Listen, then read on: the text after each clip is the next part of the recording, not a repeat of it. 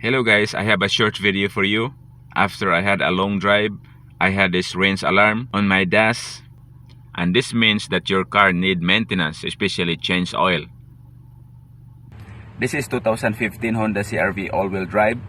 I'm gonna show you how to reset the oil change light. If we look now, we only have 15% oil in our oil life. We are going to hold this button for 10 to 15 seconds. Then release when it is blinking. Then pause again.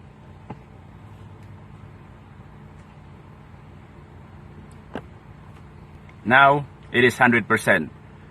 So we're set to go. If this is your first time here, please don't forget to subscribe and hit that notification bell so that every time I will upload a new video, you will be notified. And also, check my other video like interview question and answer, hydraulic pneumatic, FANOC robotics, motor controls, and many more.